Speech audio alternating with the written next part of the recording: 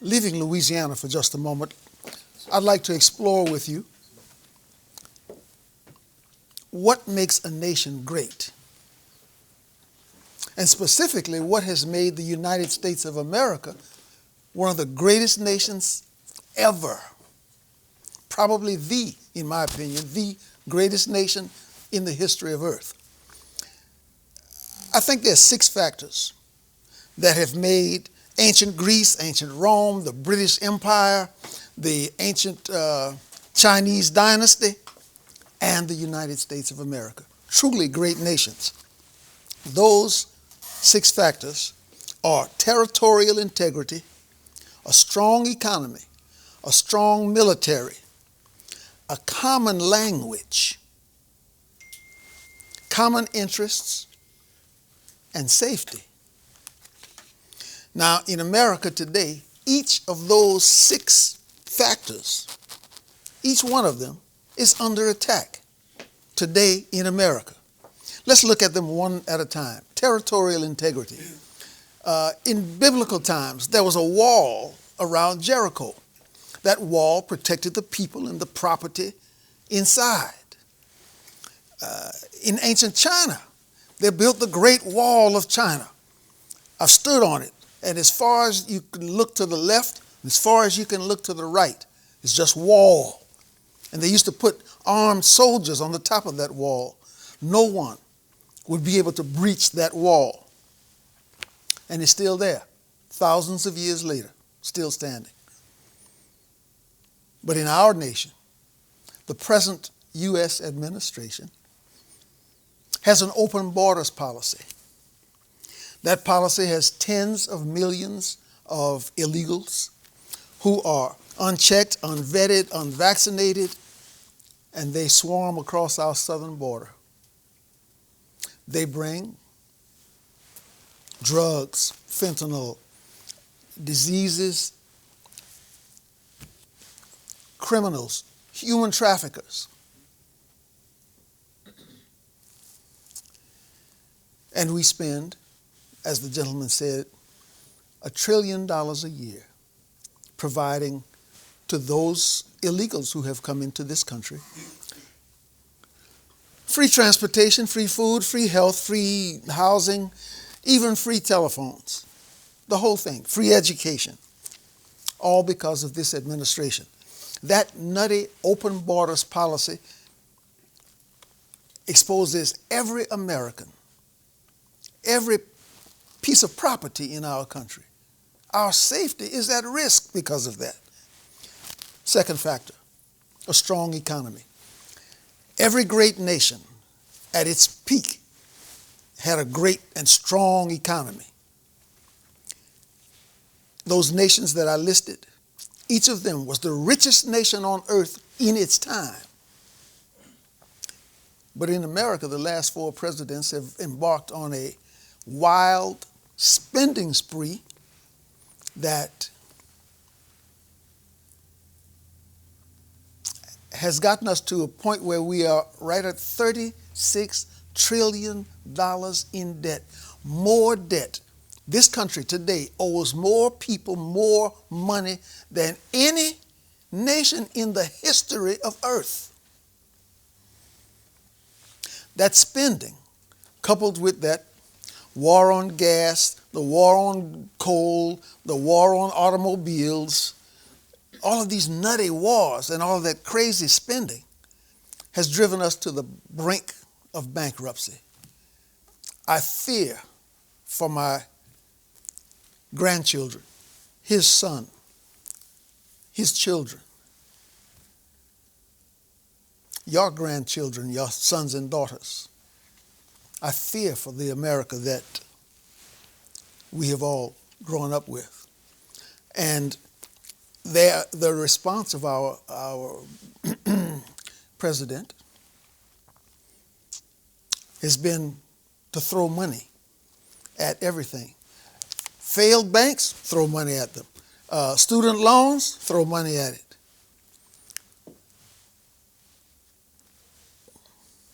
Nobody on earth would stand before you and say that our economy is strong and healthy.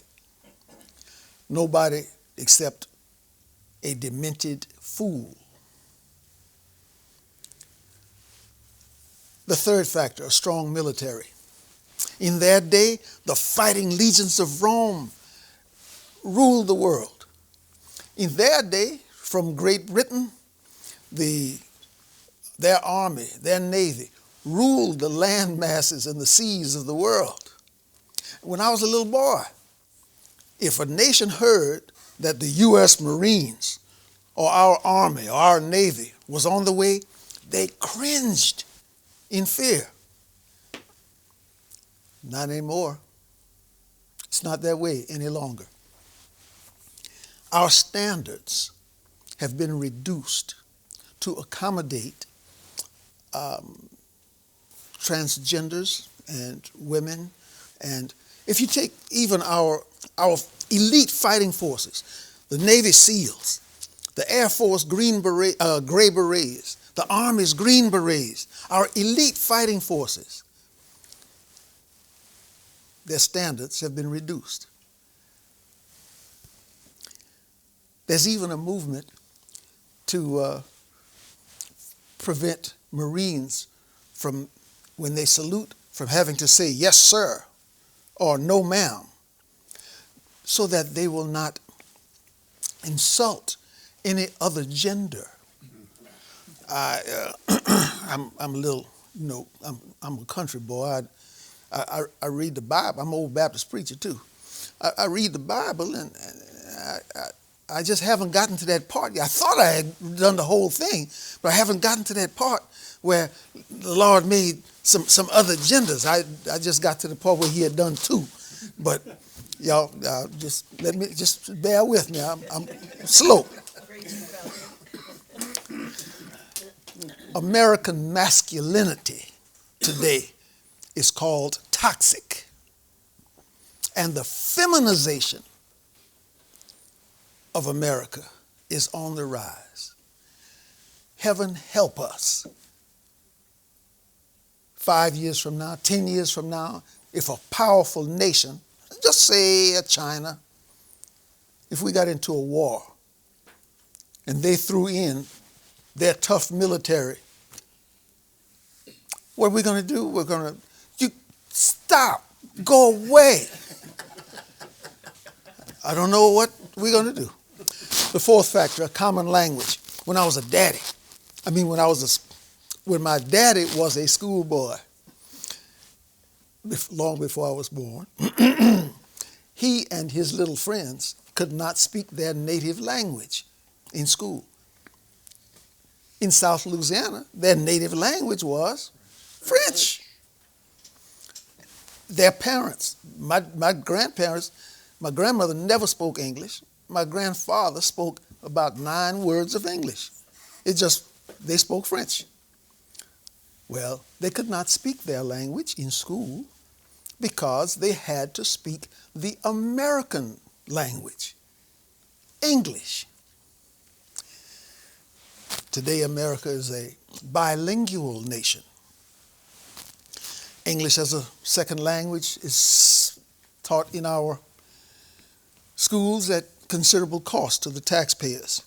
Radio and TV come in 2 languages. If you don't believe me, just spin the dial. Turn your TV dial, turn your radio dial. You will get English and Spanish channels. Telephone answering machines. They answer and they say, press 2 for English, press 1 for Spanish. Even in filling stations, in filling station toilets, when the floor is wet, those little signs that say wet, in 2 languages. The first time I saw that, I was so upset. I went into the bathroom, I got so upset, I left out, forgot what I had gone in there for in the first place.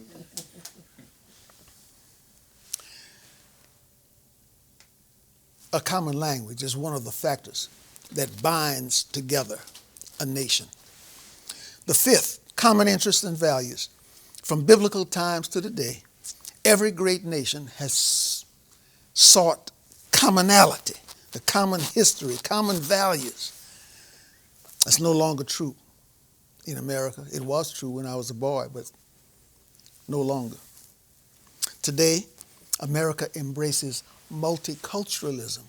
We let charlatans divide us into little groups instead of being one mighty people. This splitting up of America, incidentally, is done in the name of inclusion and diversity and equity. Those bozos work hard teaching our children that our history is racist, that I was born, if you look like me, you were born a victim. Now, you can tell them from me, I ain't nobody's victim, never have been, and never will be. And they say that this man, because of the color of his skin, if a little child born the color of his skin is born to be an oppressor, is an oppressor. Can you imagine anything that dumb? They didn't know we were third cousins. Truly. One of the nicest, gentlest human beings that I know. I don't believe he has one molecule of oppression in his body. If he does, I've certainly never seen it or heard it.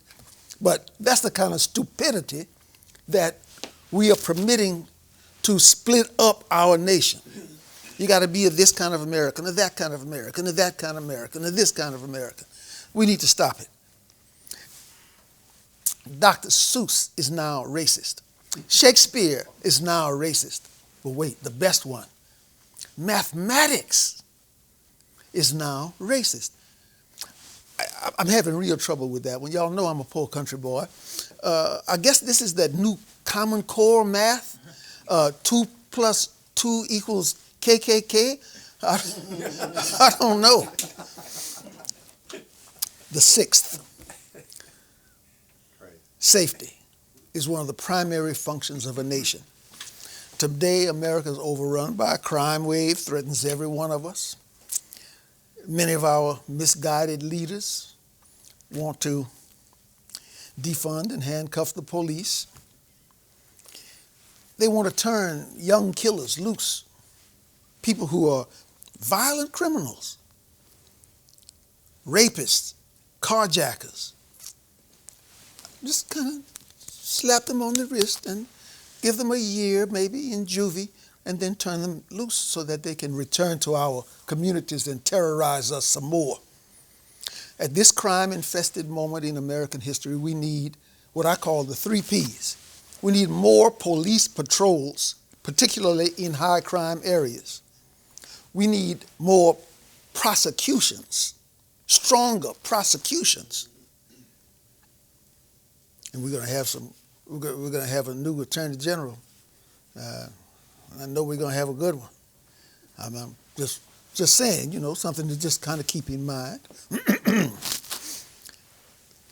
Police patrols, prosecutions, and stricter penalties. Some serious consequences for evildoers. If we do those things, we'll start to get a grip on crime.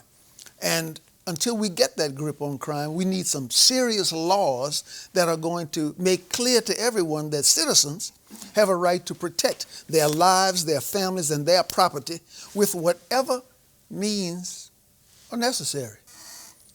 Without being, those laws need to be there so that we won't have them dragged in front of courts, dragged to jail just because they shot some intruder.